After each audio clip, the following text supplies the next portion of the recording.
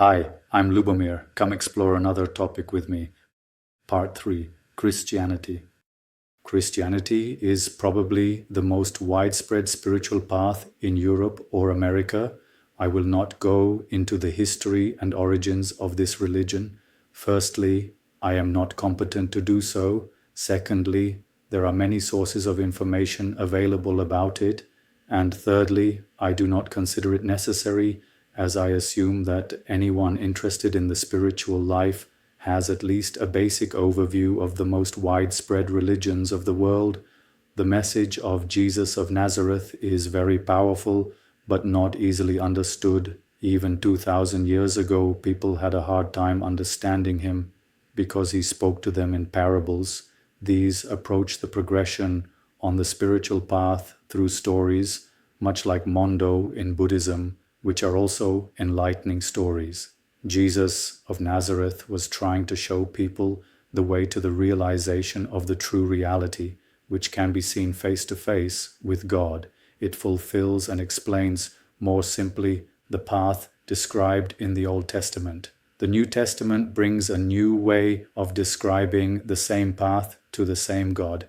Jesus' disciples followed him because they believed in him, but he demanded more of them than faith. He demanded that they die and be born in Christ, which means that he was not trying to lead them, like all people, to faith, but to a direct knowledge of God. This knowledge does not come from the senses or even from natural reason. Natural reason must remain veiled by the cloud of unknowing and be illumined by the light of supernatural reason, a light through which natural reason cannot penetrate and whose brightness it cannot bear.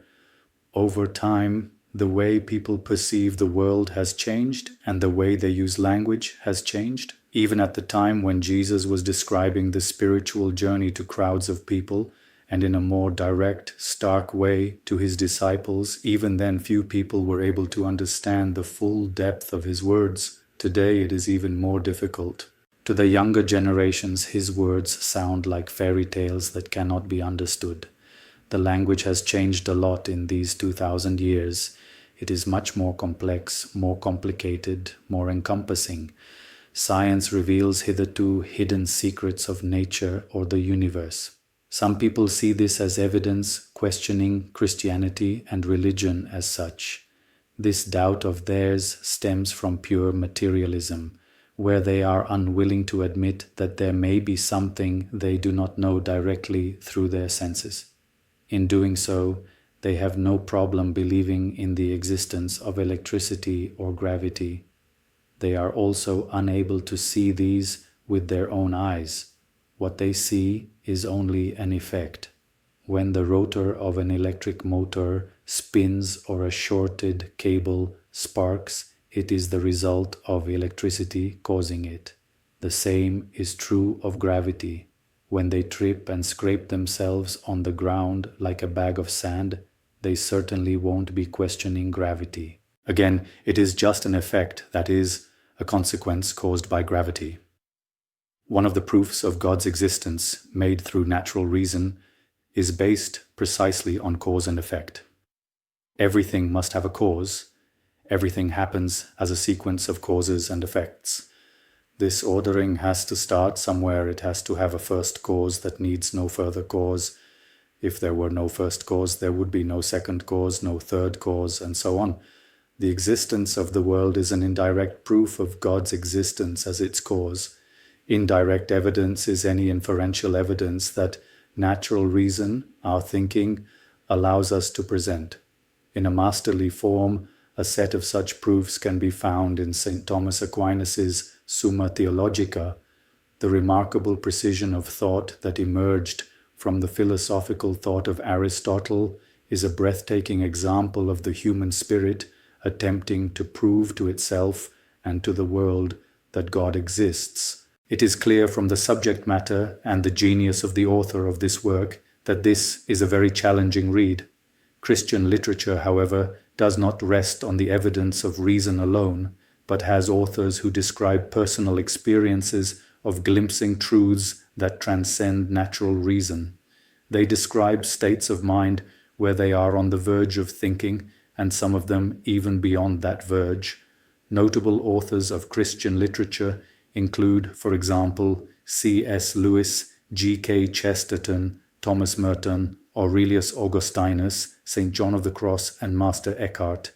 The latter three describe their own mystical experiences, which testify to the great lengths they went through on their spiritual pilgrimage. Christian mysticism reflects man's contemplative way of life. This is realized in a state of non-thoughts as unio mystica. It is a unifying state in which self-consciousness ceases and union with the being of the world takes place.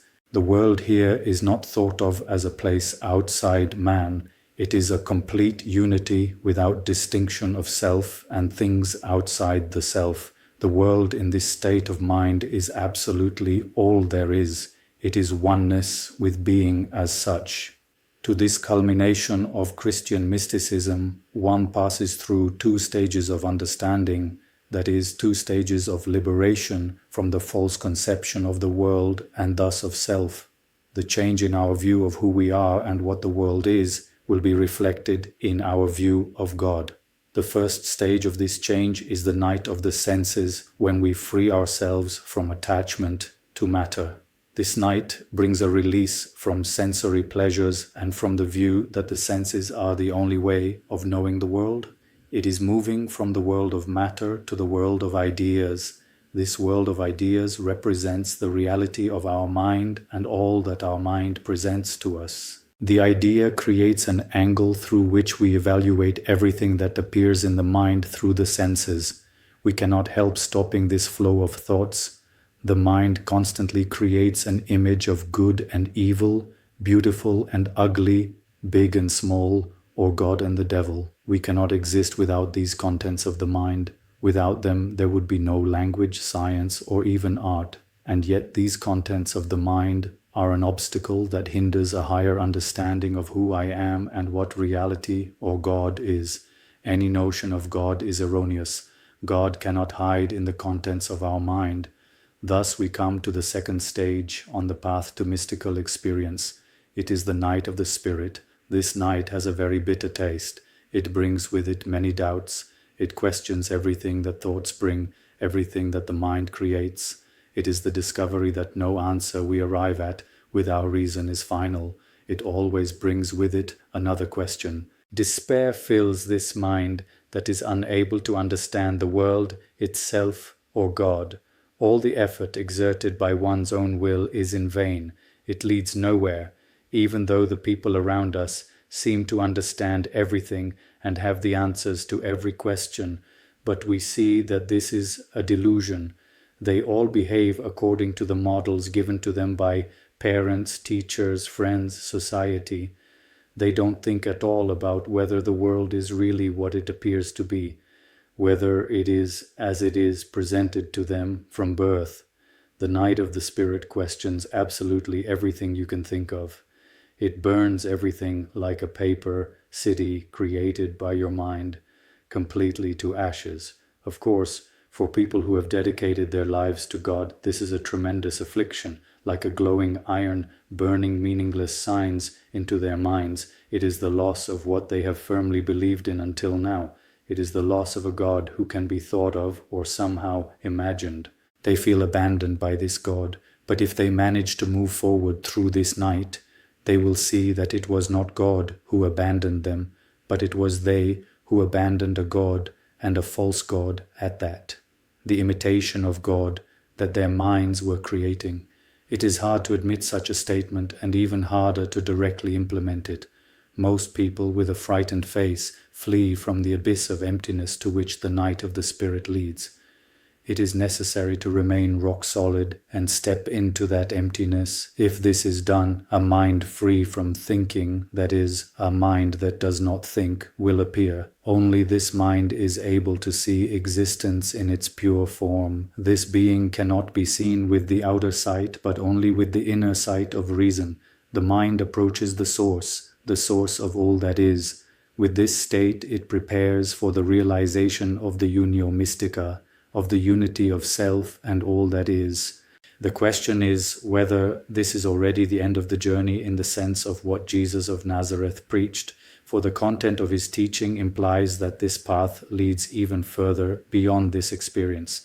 It leads to an even greater depth, where not only one's own ego is crucified, but also the consciousness of supernatural reason and its unio mystica are crucified, as well as God, who is the object of salvation. A mystical death must take place, which is the equivalent of the great death in Buddhism, and this emptiness will allow the penetration of the light of God in the mind of Christ.